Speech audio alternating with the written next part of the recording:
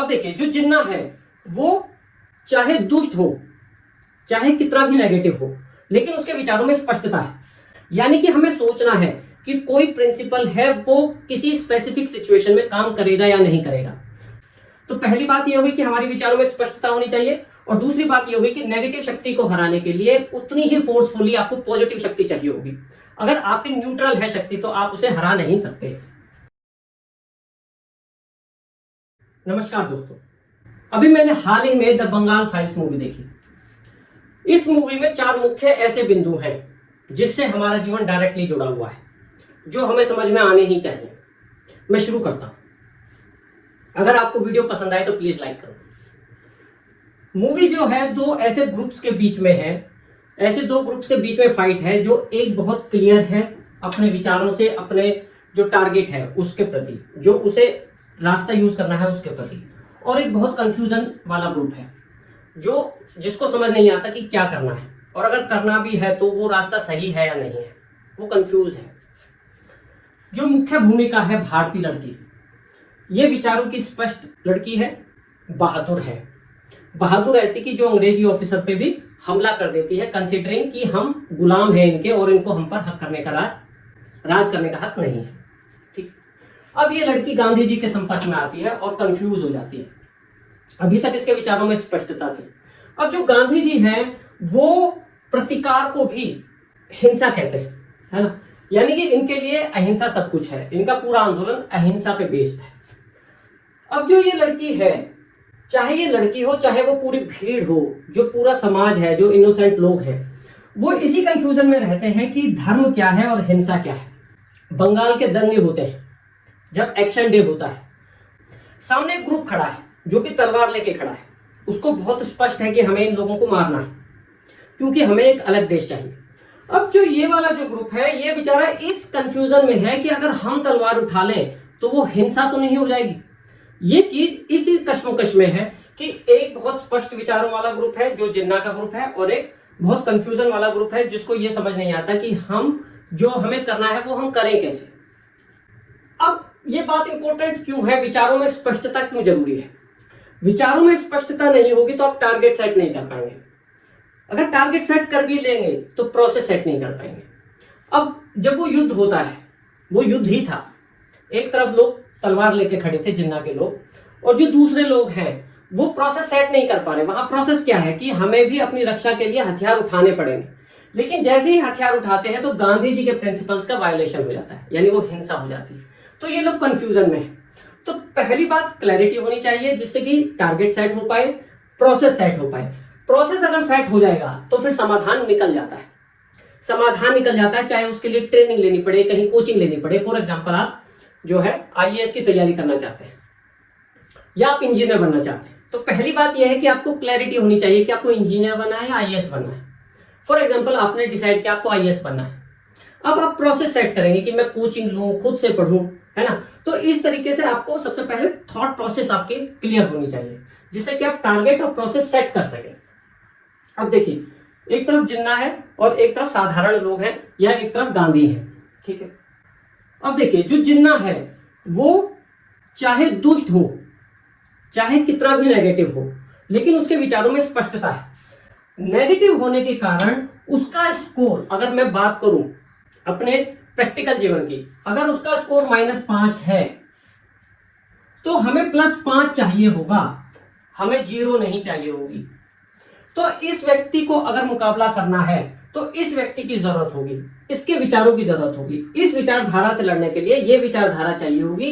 इस स्पेसिफिक मामले में ये विचारधारा काम नहीं करेगी। यानी कि हमें सोचना है कि कोई प्रिंसिपल है वो किसी स्पेसिफिक सिचुएशन में काम करेगा या नहीं करेगा। हम रेडीमेड आंसर लेके नहीं चल सकते। तो जो गांधी जी की जो विचारधारा है वो एक स्पेसिफिक सिचुएशन में सही है या सही हो सकती है। इस वाली सिचुएशन में, बंगाल की सिचुएशन में वो फिट नहीं होती थी, तो जरूरी नहीं था कि हम वहां पे उसी विचारधारा को लेके बैठे रहे। तो पहली बात यह हुई कि हमारे विचारों में स्पष्टता होनी चाहिए, और दूसरी बात यह हुई कि नेगेटिव शक्ति को हराने के लिए उतनी ही फोर्सफुली आपको पॉजिटिव शक्ति चाहिए होगी। अगर आपकी न्यूट्रल है शक्ति तो आप उसे हरा नहीं सकते। आगे आइए, जो गांधी है उनका प्रिंसिपल ऐसा नहीं है कि हर जगह गलत है। और ऐसा भी नहीं है कि हर जगह सही है। यानी कि जो उनके विचार है वो यूनिवर्सल नहीं है, उन्हें हम रामबाण नहीं कह सकते जो हर मुसीबत में काम आएंगे। देखिए माउंटबेटन है, इस वाले केस में ये विचारधारा काफी हद तक ठीक बैठती है, क्योंकि जो सामने वाला व्यक्ति है वो एक हद तक सभ्य व्यक्ति है, राज करेगा लूटेगा लेकिन फिर भी सभ्य है एक हद तक। जो ये वाला व्यक्ति है इसको ये वाली बातें समझ में नहीं आती हैं, तो ये विचारधारा यहाँ पे फिट नहीं बैठती। जब भी फिजिकल वॉर की सिचुएशन आएगी तो गांधी जी की विचारधारा फिट नहीं बैठती, ये हमें समझने की बात है। अंग्रेजों के समय में गांधी हुए, अगर औरंगजेब होता तो गांधी जी की विचारधारा 1% भी फिट ना बैठ पाती। औरंगजेब को कुछ समझ में नहीं आती कि गांधी जी क्या कहना चाह रहे हैं, ये जो इनका अहिंसा वाली जो बात है इनको कुछ समझ में ना आता, तो ये यहाँ पे फिट नहीं हो पाती। तो हमें ये समझना है कि कौन सी बात कहाँ फिट होगी, हर जगह एक ही बात को लेके हमें नहीं चलना है। अब एक बात और है, प्रॉब्लम गांधी जी की नहीं है, प्रॉब्लम उन लोगों की है जो हर बात में एक रेडीमेड आंसर चाहते हैं। गांधी जी का पूरा आंदोलन अहिंसा पे खड़ा है, वो अपने मुंह से नहीं कह सकते कि यहां पे आप हिंसा करो। कोई फिजिकल वॉर जैसी सिचुएशन है, आप गांधी जी के पास जाते हैं, वो तब भी नहीं कहेंगे कि आप हिंसा करो। हर बंदे का एक डोमेन है, हमें समझना चाहिए कि उसका डोमेन क्या है। जैसे कि अभी क्या होता है, कोई क्रिकेटर है, हम उससे राय लेते हैं सामाजिक सिचुएशन पे कि इस प्रॉब्लम का सॉल्यूशन क्या है। अरे भाई वो क्रिकेटर है, उससे क्रिकेट के बारे में पूछो। कोई फिल्म अभिनेता है, हम उससे समाज की ऐसी सिचुएशन के बारे में पूछते हैं जिसका उसे अनुभव नहीं है, वो कुछ भी अपनी तरफ से बोलेगा, कुछ तो बोलेगा, हम उसे ही फिट करने की कोशिश करते हैं।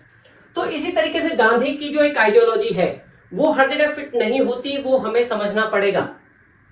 वो किसी कॉज पे काम कर रहे हैं जहां वो सिचुएशन फिट होती होगी, जहां वो विचारधारा फिट होती होगी, जरूरी नहीं है कि वो हर जगह फिट होती हो। तो हम हर जगह रेडीमेड आंसर ना ढूंढें, हम अपने अनुभव से सीखें, अपने विवेक से सीखें कि कोई चीज वहां फिट होती है या नहीं होती।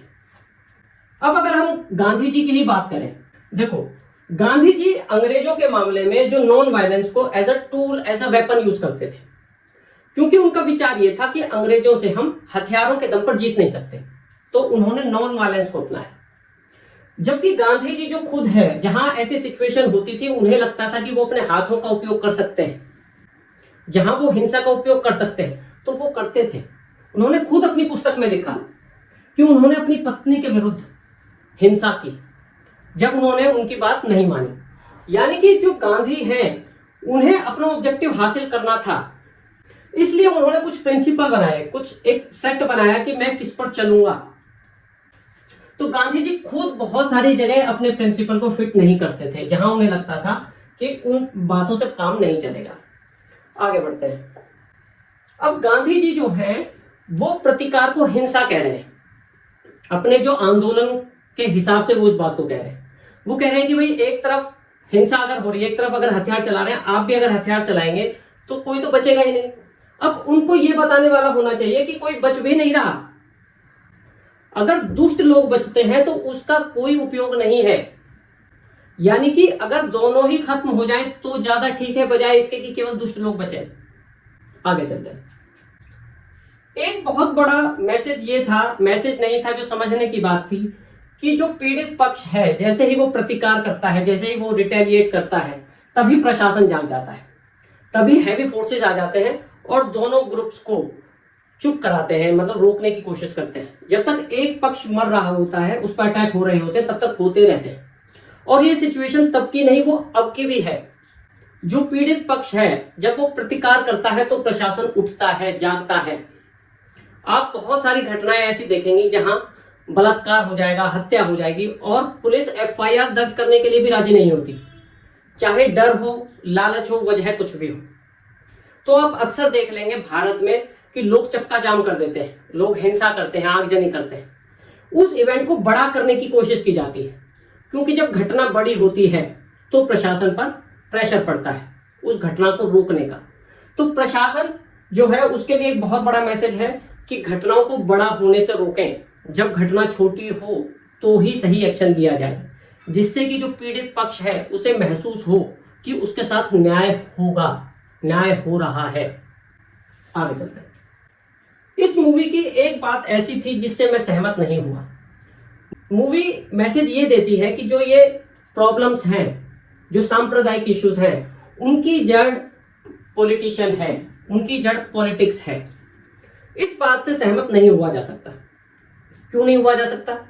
देखिए, पॉलिटिशियन वो ही बोलता है जो पब्लिक चाहती है। अगर पॉलिटिशियन पब्लिक की चाह के विरुद्ध चलेगा तो वो पॉलिटिशियन नहीं बन पाएगा, वो नेता नहीं बन पाएगा। प्रॉब्लम विचारों की है, विचारधारा की है, प्रॉब्लम आइडेंटिटी की है कि मैं स्वयं को किस चीज से जोड़ता हूं। मैं स्वयं को जिस चीज से जोड़ूंगा, मेरे विचारधारा जो होगी, मैं उस विचारधारा को समाज में स्थापित करना चाहूंगा। और politics is just a tool, केवल वो माध्यम है पॉलिटिक्स जो मेरी विचारधारा को समाज में लीगली तौर पे मान्यता देगी, मेरी विचारधारा को समाज में स्थापित करेगी, मेरी बातों को दूर तक समाज में लेकर जाएगी। और विचारधारा किससे बनती है? वो पुस्तकों से बनती है, जो हमारी मुख्य पुस्तक है, जो हमारे ग्रंथ हैं। अगर ग्रंथ में प्रॉब्लम है किसी भी वजह से, अगर पुस्तक में प्रॉब्लम है, तो मेरे विचारों में प्रॉब्लम आएगी। और विचारों में प्रॉब्लम आएगी तो मैं उस विचार को पॉलिटिक्स हो या किसी और माध्यम से दूर तक लेकर जाऊंगा। पॉलिटिशियन जो है वो समाज में से ही निकलता है, वो एलियन नहीं है, कहीं बाहर किसी दूसरे ग्रह से नहीं है। अगर 40 लोग, 100 में से 50 लोग, 60 लोग जैसा सोचते हैं, उन 60 लोगों में से ही एक व्यक्ति निकल कर आएगा। तो मूवी जो कहती है पॉलिटिक्स को या पॉलिटिशियंस को बुरा बनाती है, बताती है politics is not a problem, politician is not a problem, वो केवल आईना है समाज का। ये हमें बात समझने की जरूरत है। तो ये थे ऐसे 4 बिंदु जो मुझे मुख्य लगे इस मूवी में। अगर आपको पसंद आए हो तो प्लीज वीडियो को लाइक करना। Thank you.